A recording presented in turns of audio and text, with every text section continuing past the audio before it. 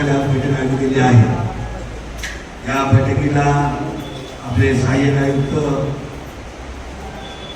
साहेब आहेत, त्याप्रमाणे ही आपले आहेत संपूर्ण खाते सर्व पदाधिकारी आहेत आणि पोलीस डिपार्टमेंटचे खात्याचे लोक आहेत. BST कोण आहेत का? BST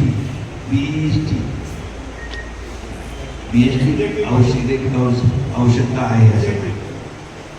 खरं म्हटलं तर या ठिकाणी जास्त जो प्रॉब्लेम आहे हा पाणी. पूर्ण भायखळा, माझगाव, चिंचपोकळी, नागपाडा हा सगळा परिसर जो आहे पाणी. आमदार जे तुम्ही नेहमी कुठल्याही परिस्थितीमध्ये या वर्षभरामध्ये आपण स्टोरेज टाकी बांधायचीच.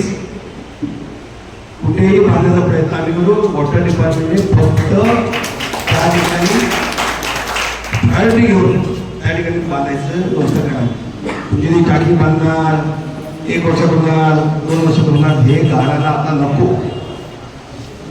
आपण शाखेत गेल्यानंतर पहिला प्रश्न येतो पाणी पाणी पाणीच.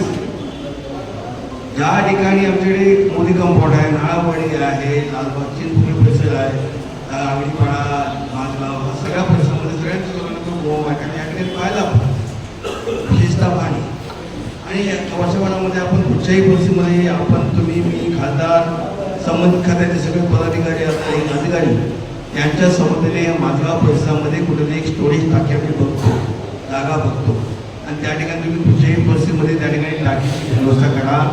मंजुरा काय पाहिजे ते खासदार बघतील, आमदार बघतील, मी स्वतः बघेन. माझ्या माहितीप्रमाणे एक आपल्याकडे जागा आहे त्या ठिकाणी रामभाऊ भोगले मार्गाला कॉर्नरला एक डायमंड बिल्डिंग आहे आणि डायमंड बिल्डिंगच्या बाजूला BPTची प्लॉट आहे आणि तो प्लॉट मी गेले 5 वर्ष प्रयत्न करत होतो त्या ठिकाणी गार्डन बनवायचं संदर्भात आणि गार्डनचाच तो प्लॉट आहे म्हणजे BPTचा. तर त्या प्लॉटच्या खाली आपण कुठच्याही परिस्थितीमध्ये जर प्रायोरिटीने केलं आपण तर तिथे जर टाकी बांधली पूर्ण भायखळा सगळं परिसरामधला पाण्याचा प्रश्न मिळेल. त्या ठिकाणी प्रायोरिटी जास्त पाण्याला द्या. दुसरं एक तुमच्या टाकीचा प्रकार असा आहे पण भंडारवाडामध्ये पाणी त्या ठिकाणी आता असते 5.9 असतो. आवश्यकता किती आहे? 7 मीटरची. 2 मीटर पाणी तुम्ही मिळत नाही. मग तुम्ही एक काम करा ना, मेन जे प्रोसेस सप्लाय आहे त्या सांगा प्रोसेस जास्त सोडा. काय बोलणार नाही त्या गरजाला हे बोलणार किती काय बोलत सांगितलं ना तर गरजामध्ये आमचे सगळे बांधव कुंभा होऊन करणार आहेत. कारण आम्हाला माहिती आहे की 5 वर्ष मी अनुभव घेतोय. त्यामुळे कृपया ते पाण्यासाठी प्रायोरिटी द्या. एक रस्त्याच्या बाबतीत या ठिकाणी रस्ता ज्या ठिकाणी आहेत कृपया त्या ठिकाणी मला मिळाला अनुभव तुमचे जे रस्ते असतात ना ते टंगळमंगळ करतात. आम्हाला हे मिळत नाही, आम्हाला ते मिळत नाही. जे लोकांकडून तुम्हाला रिस्पॉन्स मिळत नाही, रिस्पॉन्स मिळत नाही असं बोलतात. आमच्या जी लोकांकडून रिस्पॉन्स मिळत म्हणजे दुर्लक्ष ठेवतात तर तिथे दुर्लक्ष करतात. लोक कंटाळतात.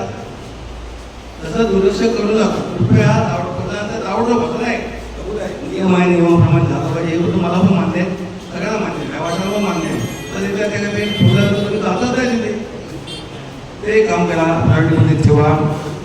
साफसफाई रमजानमध्ये माझी विनंती आहे साहेब सगळं परिसरामध्ये मस्जिद आहे त्या ठिकाणी आपली वस्ती आहे त्या वस्तीमध्ये जास्त जास्त साफसफाईसाठी म्हणजे दत्तक वस्ती म्हणा काय म्हणा 24 तास ठेवण्याची व्यवस्था करा. ठीक आहे. त्याचप्रमाणे वाहतूक तर तुम्हाला एक विनंती आहे तुमच्या ट्रॅफिक डिपार्टमेंटला सगळ्यांना सांगा.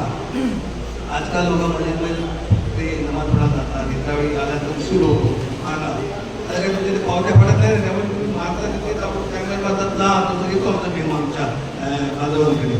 तर त्यासाठी एक महिना मगाशी या ठिकाणी बोलते की 1 महिना सवलत द्या. चुका काय होते त्या सगळ्या माफ काढा.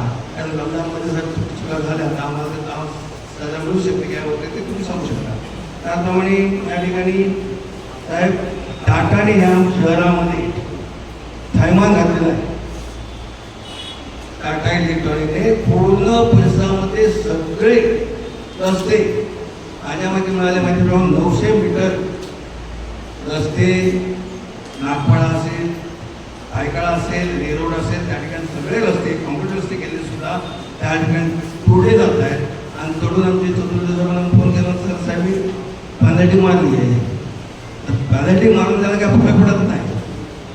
गव्हर्नमेंटचं आहे ते पैसे देतात गव्हर्नमेंट आहे. पण कृपया त्याच्यामुळे काय होतं अनेक ठिकाणच्या पाण्याच्या जलवाहिन्या तोडल्या गेल्या. त्याच्यावरती किती तुम्ही काय निर्णय घेताय तो पण अधिक समुदायाला सांगा.